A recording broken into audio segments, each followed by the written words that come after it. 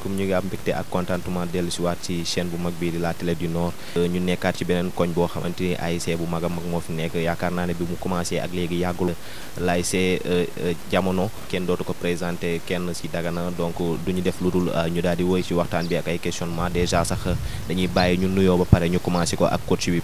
maa ngi nuyu ñëpp di nuyu waa Dagana yëpp di rafetlu déjà émission bi vraiment c'est une très bonne initiative. Vraiment lii day yokk gëddu nawetaan quoi parce que à l'époque il y avait la radio Dunia à l'époque daan na lancer nawetaan un peu plus haut mais gis nañu avec l'absence de médias comme ça taxoon benn instant nawetaan Dagana amoo retard quoi mais gis naa ni nii mi ngi commencé à jël ay pas en avant. asalaamaaleykum wa rahmatullah donc ñu ngi leen nuyu bu baax a baax di leen dalal ci koñ bi fii di AS Jamono. di remercier également teewaayu gars yi yëpp ñi nga xamante ne ñoom ñëpp ci ce sont des membres de l'équipe quoi donc ñu leen di wax ngeen dal jàmm comme ni ko coach bi waxee rek ñu ngi rafetlu initiative bi parce que lépp looy def visibilité da ci am solo quoi donc te média dafa nekk vecteur boo xamante ne c'est indispensable ci promotion lu mu mën a doon donc ñu ngi leen di jaajëfal di leen encourager ci liggéey bi donc di leen wax ne ngeen gën a yokk xam ne lii nii mën na propulser le football daganois fu sore. asalaamaaleykum waa télé du Nord ñoo ngi leen di ziar di leen béggee di leen encourager ci émission bi ngeen di def bi comme ni ko coach waxee rek lii dina dundalaat nawetaan parce que toll nañu benn moment xëy na absence su rajo yeeg et tout xawoon na suuxal tuuti nawetaan mais xëy na lii dina rehausser un peu le niveau quoi di leen remercier bu baax a baax di leen wax bonne continuation. asalaamaaleykum di leen jaajëfal bu baax. Babacar Diop. dirigeant AS Jamono. asalaamaaleykum vraiment maa ngi leen di dalal di leen wax bismillah ci liggéey bu rafet bi ngeen di def lii nag vraiment dina dundal nawetaanu Dagana. benn dañuy joxe seen perspective par rapport ak année bi nga xamante ni moom lañ génn ñu daal di def bilan bi quoi wax bilan bi nga xamante ni mooy bilan wu l'année dernière. donc comme bilan moom toujours c'est en fonction des objectifs fixés quoi parce que boo xoolee année passée. On a fait des pas de plus par rapport ak suñu première année quoi parce que ñu ngi ci 4e saison te boo ci dindee saison Covid bi donc ren la ñuy dugg suñu 3e saison nawetaan boo xoolee saison bu ñu njëkk bi créé bon on était ba quart de finale en plus coupe mère également suñu premier match rek on avait perdu quoi mais l'année passée je peux dire que le bilan a été positif parce que si on tient compte des tournois de la coupe du maire et également n'est-ce pas du tournoi nawetaan boo xoolee globalement le bilan est positif c'est-à-dire teg nañ benn pas de plus quoi donc en perspective ren aussi dañuy viser plus également donc pour dire que l'année passée on peut retenir que le bilan a été positif pas par rapport seulement au football mais par rapport également à d'autres actions yoo xamante ne des actions citoyennes yoo xamante ne jot nañ ko def par rapport ak set setal ak relation yi ñu doon am par rapport à l'école et tout par rapport au quartier implication bi et tout ça je peux dire que au-delà du football am na yeneen aspects yoo xamante ne on peut tirer des leçons positives quoi. lenn rek lay reprocher bon c'est un cri de cœur parce que bu ñu nee nawetaan c'est une activité qui doit durer rien que pendant les vacances et malheureusement gars yi dañuy bay ba ay fin de vacances ñu commencé nawetaan yi et ce qui a rendu peut-être le bilan un peu plus médiocre quoi parce que si vous vous rappelez bien l'année passée on avait débuté avec nos 3 matchs 3 victoires parce qu'on était là tout le monde était là mais à un certain moment donné école day ubbi ñun man jàngalekat laa pas mal de nous ici des jours yoo xam ne c'est des étudiants am na si ñoo xam c'est des élèves dañuy jàngi man damay jàngale ji bon ñu nekkoon ci benn très bonne lancée mais malheureusement à un moment donné mu am cassure parce que moi j'étais parti yenn jours yi dem donc man vraiment xawma qui est le responsable de tout ça mais quand même il doit faire un effort de sorte que nawetaan mu nekk une activité de vacances et que ñu koy dérouler pendant les vacances et rien que pendant les vacances. damay nekk fële en Nouakchott ma dégg ñu naan dañuy dem au terrain parce que joueurs dañuy jàngi ji ñenn ñi dañuy jàngale ji ñu dem avec un effectif de 11 jours. waaw parce que jamono daaw amoon na benn moment boo xamante ni moom daanaka banc bi sax amul woon ñeen ñi nga xamante ni doon nañ fa teew. voilà te loolu aussi dama xamul woon la moo waral loolu exactement ci équipe bu toll c'est ça parce que sama genre bi dañuy dem yenn élèves yi dañuy dem étudiants yi dañuy dem léegi kan moo fi des ñenn ñi et puis même ñi fi des ñi day nekk en général ñoo xam dañuy liggéey c'est à peine sax ñu am temps dañuy ñu mujj bàyyi liggéey ñëw pour disputer un match. waaw comme ni ko coach yi waxee loolu nekk na benn contrainte daaw parce que boo xoolee am na suñu benn match je pense que c'était contre Mosham presque 12 jours la ñu yóbbu stade donc les 11 am na jour bu blessé sax pour ñu remplacer ko problème la. bon moo tax cette année bon on a essayé peut-être de renforcer l'équipe xam nga avec de nouveaux joueurs pour voir pour essayer de renforcer l'effectif. mais est-ce que ñooñu aussi duñ nekk du def comme même chose. waaw parce que comme coach problème bu mu soulevé bi nii parce que boo seetloo comme ni mu ko expliqué à la base nawetaan c'était une activité de vacances mais Sénégal dafa dem benn période boo xam ne fédération sax presque moo couvrir léegi nawetaan parce que le président de l'ONCAV léegi dafay am poste de facto à la fédération donc boo xoolee programme dafa nekk activité boo xamante ne léegi dañ ko organiser de telle sorte que mën na léegi dépasser sax période de vacances yi parce que boo xoolee instant bii nii phase nationale yi lañ nekk il faut que phase nationale yi jeex ñu mën a commencer activité nawetaan yi beneen contrainte bi aussi mooy possibilité bi ay Dakar wala yenn localité am ñun amuñu ko déjà stade bi programmation match yi ça pose problème parce que pour nga organiser 4 matchs ak projecteurs yi dañ ko waxante dëgg projecteurs yi baaxul comprendre nga donc il faut ñu am habitude di football yenn heures yi comme Saint-Louis mën nga football 0 heure wala 1 heure du matin yow mën nga football y a pas de problème Dakar même chose mën nga tëgg 4-5 matchs mais fii c'est pas possible donc infrastructure yi bu kiiwul tamit loolu tamit dafay fausser mais malgré ça Dagana boo xoolee moo tane zone ay Richard Toll ay Rosso yooyu fii au moins on a terminé avec les 3 finales je pense au mois de novembre su ma juumul avec les 3 finales mais loolu contrainte le problème la boo xamante ne am na bon analyser nañ ko par rapport à l'effectif même par rapport ak coach bi comme ni wax disponibilité et tout loolu tamit c'est un problème. équipe bi dafa formé même pas 4 ans mais ñoom dañu ñëw rek di séntu ci kaw quoi ñoom fi mu ne nii ñoom coupe finale wala coupe la ñuy gis. ngeen yaakaar ne waru leen mën a ramper ba ci kanam. non parce que fii tamit ay joueurs yu mag a fi nekk. jamono waaw. ay joueurs yu mag nawetaan par exemple ñoo fi nekk. comme par exemple joueurs Shabab yi ngeen jëli ak joueurs Almadies. non du loolu sax joueur en tout cas ñun tudduñu joueurs Shabab wala joueurs Almadies joueurs yi nga xam ñoo gën a ëpp niveau ci biir Dagana ñoom la ñu dajal indi leen ci biir jamono. Cheikh lu mu wax nii modestie à part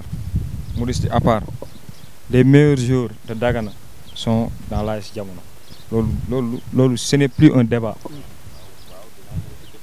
Le meilleur attaquant de Dagana est à Jamono.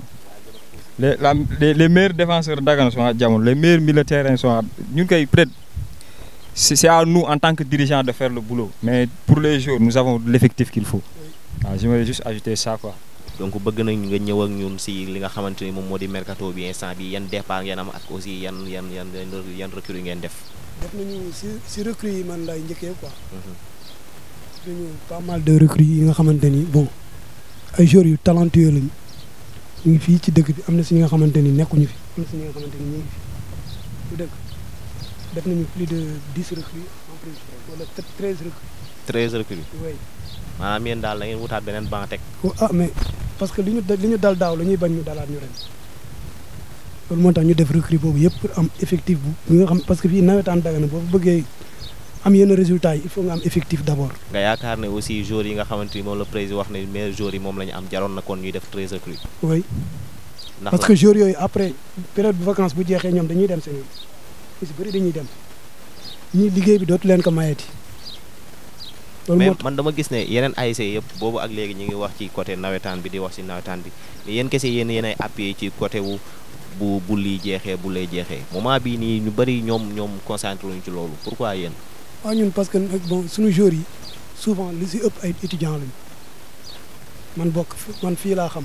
mais ngeen yaakaar ne kon loolu ASC est-ce que dina doxee noonu. bu demee ba nga xamante ni temps amul bu baax a baax pour ASC bi kon est-ce que jar na kon ñu koy continuer. waaw moo tax ñu taxaw foofu moo tax ñu taxaw ci loolu ñu dem recruter ay joueurs yi nga xamante ni. dinañ mën a toog fii la ñu basé wu fii la ñu toog fii la ñu yem. nawetaan bu jeexee vacances yi bu jeexee sax daañu mën a am temps daañu mën a am lu ñu yóbbu terrain daal effectif bu ñu mën a yóbbu stade mais daaw man mii yóbbu naa fi équipe bi avec 12 joueurs matu ko woon sax. voilà donc même ci loolu noonu président dina ci sànni kàddu waaye aussi ki fi représente joueur dina ci wax ak aussi coach dina wax aussi ci li nga xamante moom la am mais balaa ñuy delloo micro bi comme que wax nga ci li nga xam ne mooy recrue yi mais aussi départ war na mën a am. départ bon man deux départs. deux départs. am nañ 2 départs. ay départ yoo xam ne yu indispensable la ci équipe bi wala. ñooñu moom duñu nekkuñu woon ñu indispensable. nekkuñu woon ñu indispensable. non non. donc non mais loolu c'est pas sérieux de. ah c'est sérieux Omar kii dafa def révélation bu garaaw nee na joueurs yi nga xam ne ñoom ñoo dem donc def nekkuñu woon ay joueurs yu indispensable. non taxal ma wax la si équipe bi. nul n'est indispensable ñun noonu la ñuy dundee.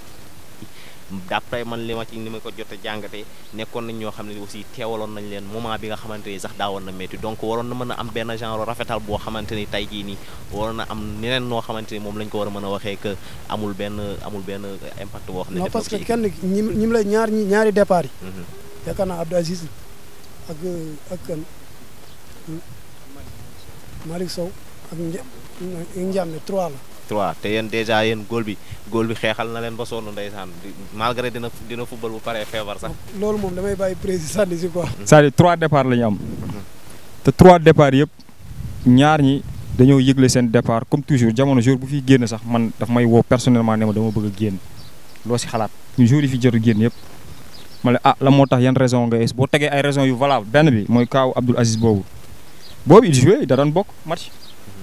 mais dafa dem moom en personne moo décidé peut-être amatul temps de jouer ci équipe bi te dafa bëgg football donc il a décidé d'aller dem Arafat te année prochaine mën nañu ñëwaat jamono. ngeen yaakaar. bien sûr moom fii mooy équipe am je sais. mën nañ fi toogaat incha allah mën nañ fi toogaat defaat beneen émission mën nañu ñëwaat jamono. parce que jamono ku génn tamit da ngay ñëwaat loolu moom je l'affirme ku génn dem feneen di nga ñëwaat. loolu la moo waaw peut-être loolu suñu secret la. ci secret boobu bëgg naa ñu xuus ci lan mooy secret jamono ba nga xamante ni tey jii nii am ngeen. mais loolu joueurs yi peut-être ñoom ngay laaj peut-être ñoom mën nañu la tontu mais man je suis très mal placé. pour wax si ne voilà ñoom boo leen laajee di la mais jamono moom ku xës bu dugg boo demee da ngay ñëwaat rek. mais donc loolu dirigeants yi ñoo koy def ci joueurs yi. donc dirigeants yi lan ngeen di ban yaatal joueurs yi ci côté boobu noonu. waaw moo tax ma ne man loolu su ma si waxee day kii mais joueurs yi peut-être ñoom mën nga leen laaj. mais man je sais que ne ko kaaw Abdou Aziz boobu noonu la demee beneen cas bi mooy aussi Malick Sow moom comme ni ma la wax rek dañ toog ñu waxtaan mu ne ma dama décide peut-être dem football nangam te loolu du ñàkk. waaw mais bi mu demee ba xam ne gis nañ ne coach bi dem na moment boobu ci la équipe bi jaxasoo carrément. waaw donc mu nekk loo xam ne problème technique la te donc loolu bu ko joueur bi demee ba nemmeeku rek war na mën a indi frustration ba tax mu war a mën a dem. ko ban cas la kan la. ah non man en tout cas mais ma doon dama si tontu. en tout cas je ne pense pas loolu mais loolu noonu problème la boo xamante ni yaakaar naa ne moom ngeen. alors même dans les clubs professionnels amul benn club booy dem te doo fi gis joueur buy frustré amul.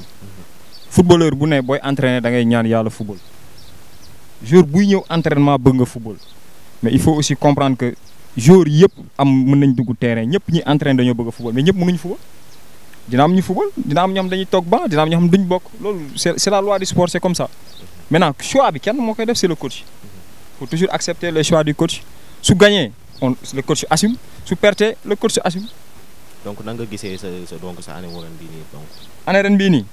ak effectif bi nga yor. yàlla bu ñu cat dugg rek. jàpp ngeen loolu ba fan ngeen ko war a mën a yóbbu équipe bi. équipe bu quart de finale. en tout cas dinañ góorgóorlu rek loolu moom. est-ce que jamono yoraatul équipe bu quart de finale jamono dafa mel ne dafay wut effectif bu quart de finale. non équipe boo xam ne dina ko yóbbu ba quart de finale moom titre bi mu si am mooy dem naa ba quart de finale. non xam nga Dagana instant bii nii boo bëggee dégg-dëgg toutes les équipes se valent différence bi xam nga fa lay nekkee ci ngay tirer ay leçons ci say erreurs du passé parce que daaw yow bu fekkee ne quart de finale lañ yem gis nañ comment on a été éliminé bon mérite spécial à l'AS HLM c'est une très bonne équipe c'est une très grande équipe machallah mais on a vu que jamono n'a jamais été humilié au stade jamono mosoo seetaan match nit ñëw dal ci kawam football ak loolu mosuma gis. ak poule bi ngeen yaakaar ne loolu aussi nekkaatul loo xam ne ñoom confirmation lañ koy jàppee. waaw mais objectif bi xam nga match de poule yi moom. poule bi xaw na jaxase ko dafa mel ne yéen moom kese moom ngeen fa am comme match derby de. mos xam nag. taal bax leen nag Medina Chérif. non ñooñu da nga leen xeeb déedéet. xeebuñu leen de ñooñu da nga leen di xeeb. mukk si àdduna déjà li ngeen indi fii nii. Medina Chérif daaw quart de finale comme ñun la toogee. Medina Chérif loolu kooku yéen moom man je sais que bokkul sax seen calcul. non du wax loolu. bokkul seen calcul juum nga de kon juum nga. bokkul sax seen calcul tey bu ngeen amee ku ngeen di calculer. non HLM lay doon wala non xam ak yooyu. non yow foofu nga jumee ñun Médina Chérif lañ gën jox cër ak taal baax la. parce que ñoom ngeen gën a xeeb. ñoom lañ gën a ragal. ñoom lañ gën a ragal ay dëkkaaleeg yooyu noonu. voilà enjeu yi bokkul xam nga HLM ñoom sorante nañ te match la rek HLM dañuy ñëw football rek et puis football la rek garaaw am problème. waaw woon ci conditions yi taxoon ñu créé ASC bi. parce que dañuy xooloon ni ASC koñ bi bëri na ay jeunes talents yoo xam ne ñu ngi woon fii si koñ bi di football si yenn ASC te à chaque fois bu ñu footballee si yenn ASC bu ñu amee ndam ak bu ñu amul ndam yëpp ñun duñ ci yëg dara quoi ndax bokkuñ si. donc est-ce que du loolu moo waral mer ñi mer jóge équipe bi jóge équipe bi ñëw créé. du mer sax création équipe bi man gaa yu ñuy wax Bamba.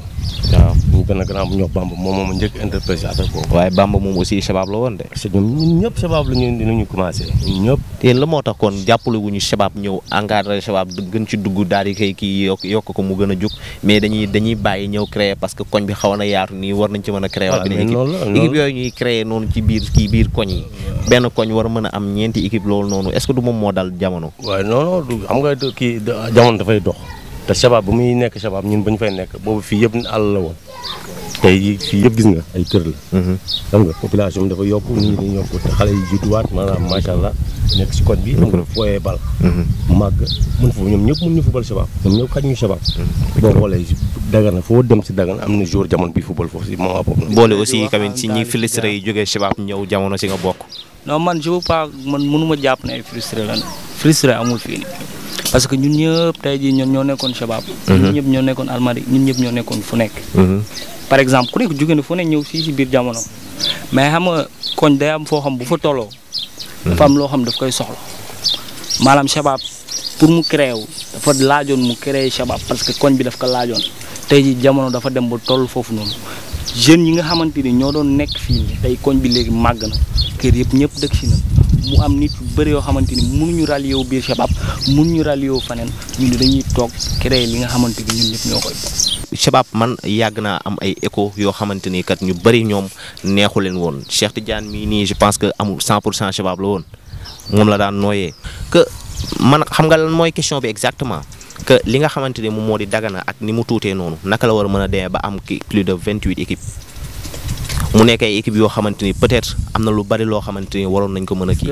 gis nga loolu mosul nekk problème ici au Sénégal boo xoolee Dakar moo gën a enclavé foofu da ngay gis ay koñ yu gën a ndaw foofu am plusieurs ASC loolu du ci dara mais l'essentiel mooy ASC yi fa nekk da ngay xool li ñuy liggéey ci biir ASC boobu par exemple boo xoolee ASC juddu na fii nii ñoom ban travail la ñuy def ci biir ASC boobu noonu est-ce que dañuy ñëw créer ASC rek pour frustrer après nekkaat par les milliers d'ASC yi nga xamante ni ñoo nekk fii nii et ne servent absolument à rien. jamono bokk na si équipe bi nga xamante ni gis naa muy dem football ñu ñëw ne ma ay valise laa gis ñu yeb ci ay bouteilles bu mu fees barke yàlla daaw. loolu ay wax la en tout cas man jamono damm na fi nit. jamono damm na fi nit. non loolu c'est des accidents yoo xamante ni accident day am ci lépp. jamono damm na fi nit.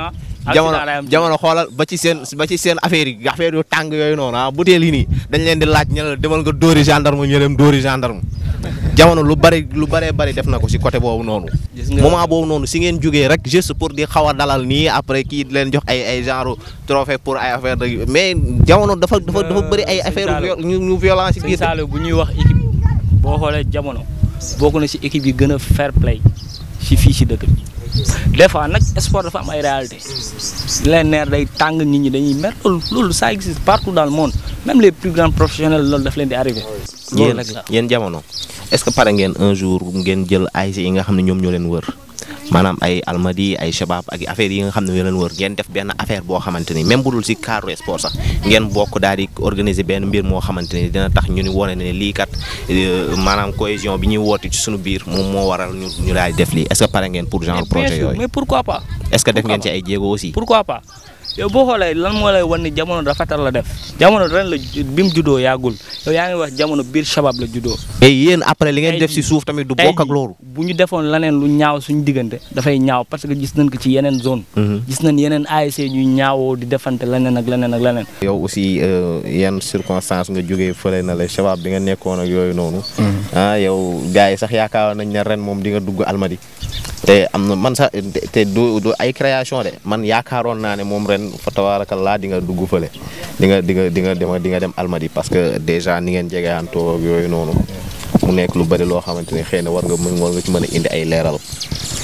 waaw d'accord man moom xam naa damay reculer un peu ci côté coach bi comme ni nga ko gisee ba poser que question boobu noonu mooy que peut-être moom tamit xëy na affaire maire moo ko jëlee fële indi ko fii pour appuyer moom lu mu wax li ñun dem solo ñu suñu daal sax dem ci moom rek mu accepter ñu bañ na une fois dafa dem ba xamante ni jaadootul mu mujj ñu rejoindre. ko def loolu coach bi dama la bëgg a wax ni waaw maanaam moom je veux dire que ni bokkul sax xamul sax woon ndax ASC bi mi ngi ci tànk créé. mooy meilleur coach daal. waaw kooku dafa leer bon pour wax la affaire création équipe bi comme ni nga gars yëpp expliqué am nañu boo xoolee tey say jotaay bi nii xam nga ne kon ñun balaa ñuy dem di dugg feneen war nañu mën a xajal suñu bopp suñu biir ba pare donc c'est anormal que ñu quitter fii dem ci yeneen équipe te mu leer na la yow mën nga yóbbu terrain li nga xamante ni yeneen équipe bi moom lañu yor. yow ren moom cof nga dem Almadi.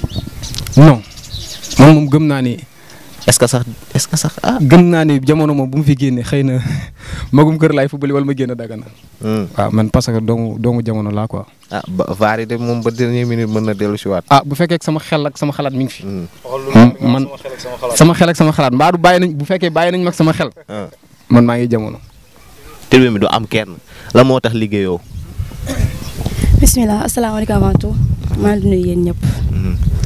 bon. Imaadu bi nga wax bi léegi teg nga teg ko fële voilà non du question de yëngaluñu et tout mais ñun ñoo ngi fee wax dëgg fa ne yàlla lu ñu mën ñoo ngi koy def nag sans oublier aussi mooy pas yi nekk si koñ ak mairie parce que sànq maa ngi dégg sànq ñuy wax sans parler dëkkandoo yeeg ñoom seen. bon avant tout ñun balaa ñun ñi sax di xale yi mairie yeeg pas yi ñëpp si koñ bi bu ñuy dem di jouer gi c'est comme si que ñun ñooy jouer dañuy woo pas yi fii waxtaan fii nii diw defal lii di defal lii et tout. parce que sànq dama dégg sa biir wax nga li ngay waxee comme si que genre fii nii gin duñu xaw a kii déggoo wuñ daal suñu biir parce que yaa ngi doon wax bay waxaale xaw ma ñoom Shabab xaw ma je ne sais quoi équipe yooyu moom xaw ma ko. sax góor ñi ngeen ànd ak góor ñi ñu def peinture koñ bi di takk kii. man bu école tëjee ba léegi wéeru maa ngi soo génn démb donc am na yi nga xamante ni du ma di takk ñëw naa rek commencé di def yenn yi tamit. dafay kàjj bal bi daw dóor loolu lay def. maa leen di nuyu di leen jaar di rafetlu jataay bi vraiment. ñu ngi rafetlu émission bi vraiment lii moom manqué woon nañ trop quoi benn instant lii mooy wane ni nawetaan Dagana mi ngi avancé mi ngi dund bu baax a baax waaw. aywa soxla naa say question donc lan ngay wax ci gars yi nga xamante ni ñoom tout le temps dañ lay blâmer ci côté boobu parce que dañ naan non ñii buñ ne Bra mën na ñii dañ naan Bra mënul parce que lan moo tax mënul moom moo di attaquant la boo xamante ni dafay sëgg moom siggiwul bu xasee ba jël bal bi daal day daw dóor loolu mooy affaire bi loolu lay def. waaw ku nekk xam nga rek ak sa gis-gis quoi. mais am na la nga xamante ni moom xëy na borom bi moo koy def ci nit quoi. man xëy na du ci man dama koy wax ku William formé yaakaar naa ne. xam nga jaar ci loxo coach yu bëri. William moom. nga jaar ci loxo coach yu bëri. comme par exemple William. bi mu nekkee xale moom moo ma yore woon am Midine. ma jóge fa yàlla def Abdou mii nii coach bi yore nga daal di génn nekk nga daal di fay jaaree am fa yeneen i buntu moo gën a gaaw fuuf ka nga toog Dagana nawetaan fi. waaw loolu moom dëgg la benn instant mais xam nga rek ñun moom jot bi moo ñu may loolu quoi ak suñu liggéey. parce que aussi jour il faut mu am objectif. bu fekkee ne jour il faut objectif yi ngay am yi moom moo di dama bëgg a def nawetaan soo paree ci loolu bëgg naa di yéeg ci ay niveau yoo xamante ni mën naa sax dem ba football équipe nationale. donc loolu noonu est-ce que objectif yooyu noonu mi ngi ci yow wala parce que bu fekkee da nga ne damay toog jamono continuer jamono parce que lan sama ngor mooy ma génn jamono parce que noonu laa ko déggee man. noonu laa ko déggee donc alors que si équipe boo xamante ni ñoom hésité wuñu woon benn yoon daal di war Shabab ñëw créer seen équipe nga yaakaar ñoom aussi duñ dem ba benn moment boo xam ne dañ doxalante ak yow parce que gis nga football ak benn lampe la buy tàkk rek day toog benn moment si moment bu muy tàkk ci ngay def feu et flamme après bu fayaatee di nga jéem a essayer taalaat mais du tàkk est-ce que moment bii nekkul moment bi nga xamante ni ci nga waroon profité daal di defar lépp li nga bëgg defar li benn yoon avant muy trop tard. waaw comme li nga wax rek xam nga xëy na man damay wax ni football bi du question do man dama ko def 100% dama koy wax gars yi. dama naan man defuma ko 100% parce que dama am sama liggéey damay job parce que damay xëy damay wàcc 15h bu ma ñëwee 17h maa bi laay dem entraînement loolu te mënoo ko booleeg yu bëri quoi. maanaam jëluñu engagement bi total yëpp basé ko ci football quoi. xëy na am nañu yeneen objectif quoi loolu mooy problème bi actuellement. asalaamaaleykum maa ngi nuyu ñëpp ñu fi teew di rafetlu jotaay bi. waaw c'est vrai que ren maa ngi jamono daaw maa ngi woon ASC Galatasaray ren nag yàlla def fii laa fas yéene compétir. ban poste nga nekkee fii sax. man comme d'habitude rek excentré laa mos a doon. waaw yaa excentré Galatasaray bi gars yi di wax naan gars yi dañ dem fokkati jour jàmbur. non même pas sax du question de fokkati. mais fii nga koñ bi si koñ bi nga nekk quoi. non dëkkuma si koñ bi nag man maa ngi dëkkee maa ngi daan laa dëkk. yow sori waay boobu noonu la moo ko waral gars yi ñaar lañ la tegal si taawal bi. non même pas sax gars yi dañu am xaalis nag ren. waaw màgg daan yow li nga sotee bari. waaw c'est vrai mais football moo demee noonu. ba si ñi nga xamante ni sax ay professionnel noonu dañ leen di tegal fii nii lu dul jeex teewul dañuy quitté dem. nga bàyyi équipe yu mag yi ñëw si équipe bu ndaw bi. mais jamono doonul équipe bu ndaw selon li ma gis man. ku nekk ak say gis-gis. entraînement yi la dañuy mel na kii mais après bu ñu duggee fële HLM da leen di jàpp fët. waaw c'est vrai mais man ren ñaan naa sama arrivé man. dama ñaan yàlla ñëw jël coupe. xam nga ñoom boo seet ay borom xel yu sor ñoo fa nekk. dañ naan calcul la fekk yow rek la ñuy liggéey. non boobu xamoon nañ ne carrément jamono dañuy ñëw puus mu dem. sa waay jamono équipe bu ko am ne suba ngay football ak moom boo tëddee doo nelaw wallahi azim suba ngay football ak jamono wallahi boo tëddee doo nelaw parce que manqué wuñ dara am nañ attaquant boo xam ne tey kenn mënul wax Dagana te doo ko amul. défenseur côté gardien lépp. waaw waaye am ngeen joueur boo xam ne aussi saa yu ko joxee penalty yi mun naawal ko. waaw peut-être xam nga rek du ñëpp mën Sadio Mané. moom it lu ko teree teg bal bi. Sadio Mané avant muy mën door penalty jooyloo nañ ba sonn.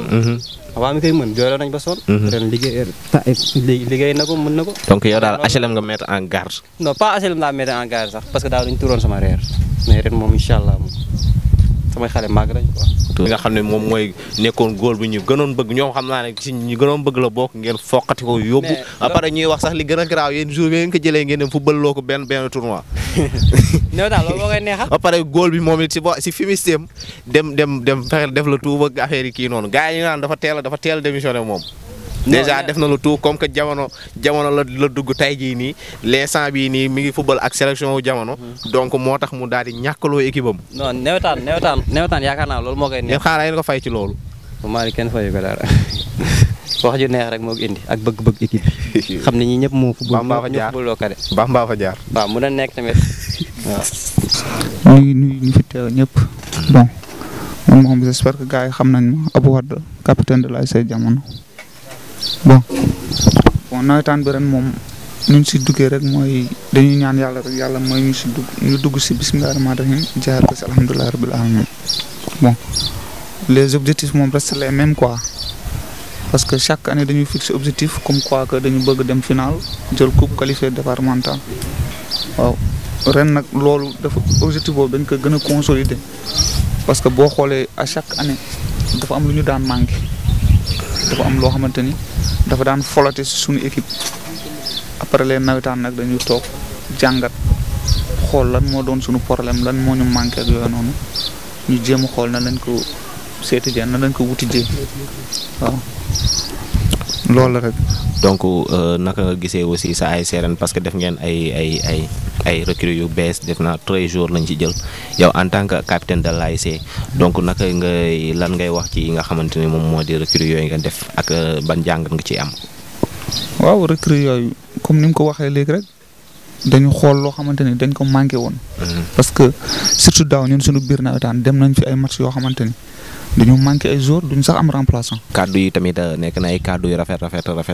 donc Omar ci li ñuy dugg moom moo di benn question boo xamante ni donc président moom aussi dinaa bàyyi moom mu wax ci moom mooy ñu wax rek ci li nga xamante ni moom moo di sport Dagana de manière générale déjà ñu wax li nga xamante ni moom moo di handicap yi nga xam ne moom la am ak aussi solution yi nga xamante ni moom lañ gis ne bu ñu ko ci defee war na ko mën a doxloo bu baax parce que dafa nekk loo xamante ni ñëpp dañ koo blâmer que ça soit muy nawetaan bi ak zone yi nga xamante ni ñoom ñoo ci nekk ñi gérer zone yi ñoom aussi dañ leen blâmer waaye aussi AS Dagana sport de manière générale donc ban jàngat nga am ci loolu noonu ak lan nga ciy wax.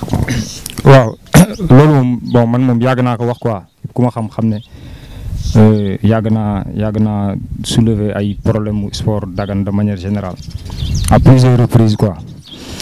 premier problème sport Dagana problème infrastructure la li stade bi ñu am nii stade bi baaxul c'est pas un stade digne de ce nom fii kenn footballatul ci suuf léegi Sénégal ñëpp romb nañ étape boobu la preuve AS Dagana war na football coupe du Sénégal war a recevoir TFC équipe bu mel ne TFC nga war ko recevoir mais par manque de stade bu baax nga dem di ko footballer Saint-Louis donc da lay massacrer c'est très clair donc loolu loolu nag autorité yi laay indexé directement ñoom ñooy responsable donc stade bi ak lumière bi baaxul pelouse bi baaxul tur bi moom kenn waxatu ko loolu moom tur bee fi nekk rek te stade nit ñi zone yi dañuy fay stade dañuy fay 10 000 francs te mënoo di fay à chaque fois ndox sax amoo ko ndox stade bi amul ndox vestiaire yi pour nga gis ndox c'est problème la.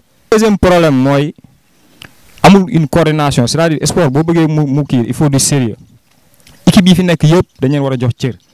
AS Dagana nag équipe bu dëkk bi la mais équipe bu dëkk bi maanaam booy def sélection il faut prendre les meilleurs joueurs mais AS Dagana ce ne sont pas les meilleurs joueurs qui jouent à AS Dagana loolu moom dañ ko tegee ne AS Dagana c'est un clan.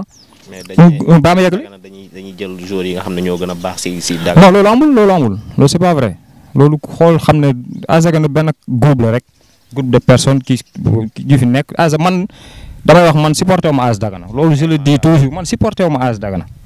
mais AS Dagana du sama équipe man dama koy wax chaque fois parce que je me reconnais pas à travers cette équipe gisuma sama bopp daanaa dem di leen seetaan yi et cetera AS Dagana man si je me rappelle demoon bay waaj a yéeg première division ak tey fu mu nekk nii nga xam ne lii nekkatul équipe affaire de baana la rek qu'on se dise la vérité loolu moo fi am donc sport bi primo on ne met pas les hommes qu'il faut à la place qu'il faut ça c'est un. Deuxièmement il y a un manque criard de moyens. Parce que football léegi il faut des moyens parce que dafa laaj moyen dëgg yow équipe boo xam ne yow yaa ngi war a football championnat xam nga déjà le nombre de matchs que tu as xam nga ñaata sortie ngay def xam nga ñaata match ngay recevoir mais le minimum mooy nga xam sa budget ñaata la mais mënoo jouer championnat di def match par match am na benn année fii def na ci forfait général te da ngay am temps bu yàgg ngay toog di kii kañ la ngay def assemblée générale est-ce que mooy yëg fii assemblée générale AS Dagana. bëgguñu ko sax fasal. mais c'est ça les équipes ne sont pas impliquées les gens ne sont pas impliqués donc ce n'est pas une équipe affaire de clan la rek donc loolu problème sport Dagana nañu waxante dëgg loolu moo fi nekk on ne prend pas les meilleurs affaire de gagnant moo fa nekk ak affaire de yooyu moo fa nekk mais li fa nekk loolu du équipe donc day am répercussion et pourtant nous avons des talents équipe boo dem mën nga fi génne de très bons joueurs mais il faut organiser des tests def hivernal. Un bon coach mu def sélection teg ko ci sérieux on choisit les meilleurs mais mënuñu ñoo xamante ne moom bu ñu ñëwul entraînement sax ñoom ñooy football même bu ñu ñëwul bu ñu tëddoon seen kër di nelaw dañ leen di woo téléphone ñëw dañuy football. donc waaw mais loolu problème la. mais léegi yooyu par rapport ak problème yi nga xam ne moom la ñu fi jot a cité fii nii nga yaakaar yan solution moom mooy tax affaire bi moom noonu daal di jëm. première solution mooy déjà il faut une assemblée générale de renouvellement.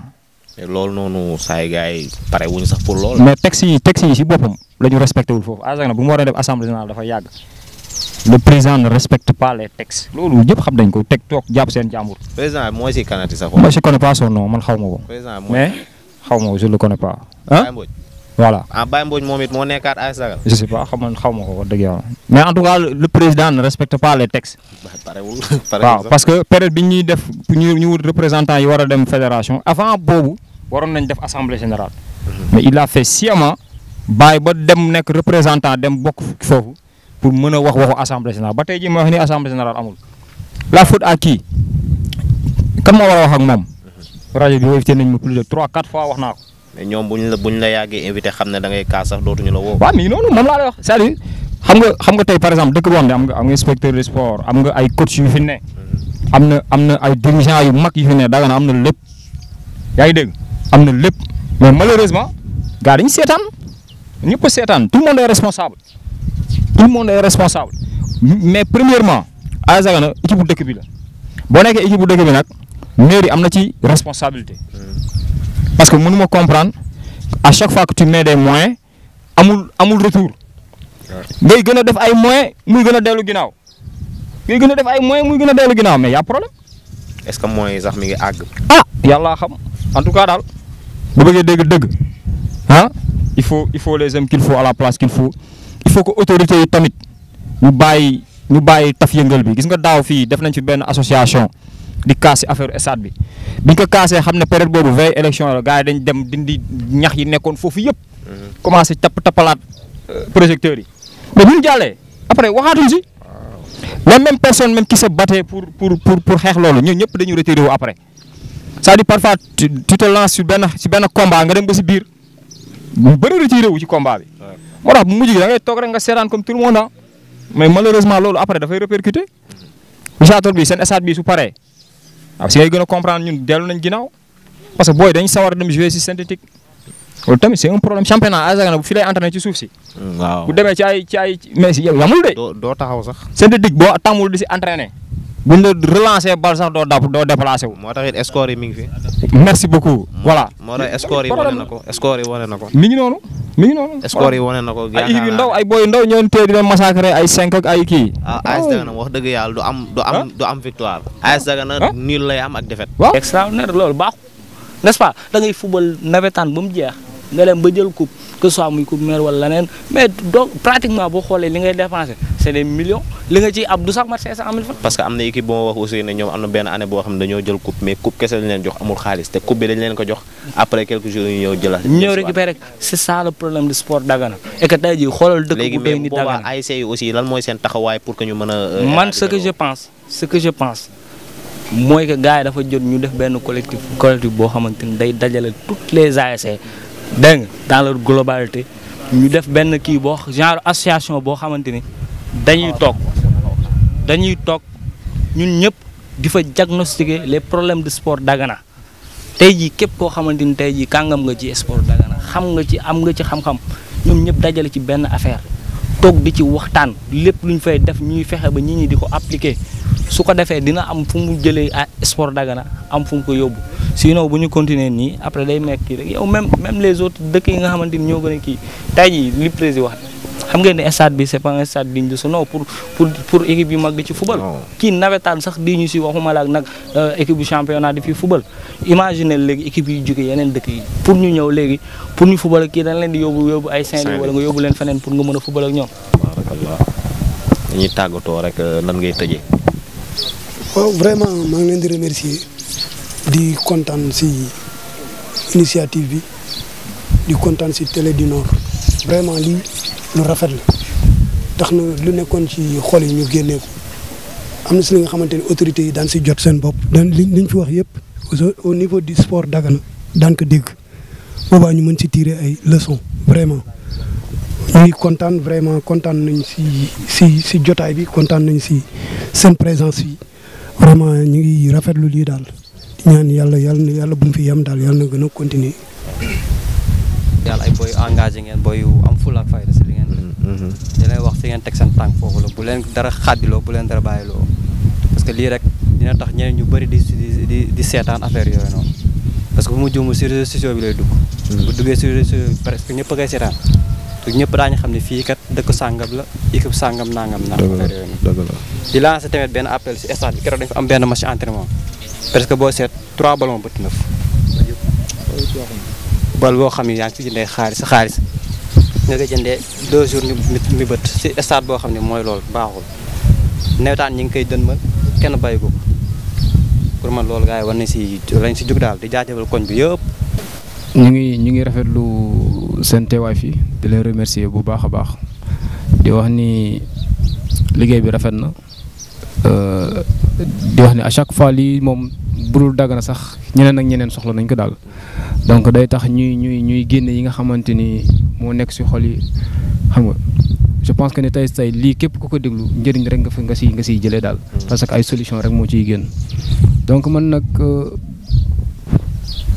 li may wax ASC yi mooy que bu ñu yem ci football bi kese parce que football bi dafa limité benn temps lay durer après jeex na ñu xaaraat ba temps boobu ñëwaat ASC lañu dañu war a di taxaw sunuy koñ parce que tey mënuñu defar Dagana te defaruñ sunuy koñ ba pare daal tey ASC bu nekk boo defaree sa koñ yaakaar naa ne mën naa ne Dagana sotti na n'est-ce pas donc gars yi bu ñu yem ci football bi kese nañuy xool lan moo manqué seen koñ ñu jéem a def démarche yi mottali loolu noonu. xam ni mbir mi yemul ci football dem soli ma ñibbisiwaat loolu yorul koñ daal waaw je pense que ni nag kàddu ñu fi wax yëpp du vexer kenn parce que lépp solution la waaw parce que dañu bëgg lépp avancer lépp a jaar yoon donc loolu laa xam ni jamono tey jii indi na ko pour au moins tegal ko waa Dagana gars yi bàyyi sa xel. en dernier mot bon damay ñaax surtout sama joueurs yi ni leen c'est comment encore. Zal voilà sànq mi ngi doon naan ay affaire VAR c'est-à-dire ici si je me trompe pas jël nañ fi beaucoup d'engagement wax nañ fi lu bëri te VAR yaa ngi fi ok donc on doit tous nous mettre au travail def de sorte que souvent bu ñu VARee mu nekk un VAR positif quoi. moom kay dina am VAR moom.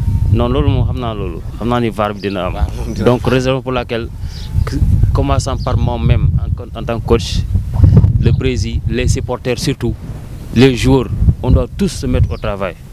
donc mu nekkoon émission bi nga xamante ni tey jii nii bu ñu ñëwee toog nekkuñu ko comme quoi que dañu bëgg a boole ay équipe wala du loolu noonu nekkul benn yoon sunu objectif mais objectif bi mooy comme ni ko gars yëpp waxee rek moom mooy ñu génnee exactement li nga xamante ni moom moo am ci biir koñ yi moo am ci biir ASC waaye aussi moom moo nekk Dagana donc yaakaar naa ne képp ki nga xamante ni dem nga ba nga xam ne Dagana kese moom moo la ñor saa boo ñëwee fii nii Télé du Nord dañ ko ubbi pour képp ki nga xamante ni dafa am li nga xam ne war nga ko mën a wax wala war nga ko mën a def ngir mu jëmale Dagana kanam dañ lay ubbil suñu porte bu mat sëkk am mbégte ak contentement bu baax a baax te lenn rek laay wax comme à chaque fois moom moo di amul benn autorité wala benn politicien boo xamante ni war nañu mën a defaral ñun mënuñu def kenn mënuñu defaral donc li nga xam ne moom la ñu war a def mooy ñun en tant que jeune ñu daal di xool naka la ñuy organiser wu ñun ci suñu biir pour ñu mën a def affaire boo xamante ni ñun ñu fi nekkoon ñi nga xam ne ñoom lañ fi fekk mënuñu ci ñoom si ñun dara lenn la ñu mën moom moo di ñun ñu daal di def de telle sorte que ñooñu fi nekk tey di suñuy maam ñu jël leen fi teg leen fi jël ñi nga xam te ñun ñoo méngoo génération ñun dinañ mën a waxtaan ci suñu biir mu nga defee rek mu daal di jëm kanam mais bu ñu xaar benn nit duñ ñu defal dara donc mbégte ak contentement la ñuy amaat bu baax a baax di leen jox rendez-vous ci beneen koñ ak ci beneen ASC ñu waxtaan aussi ci yeneen sujet jaajëf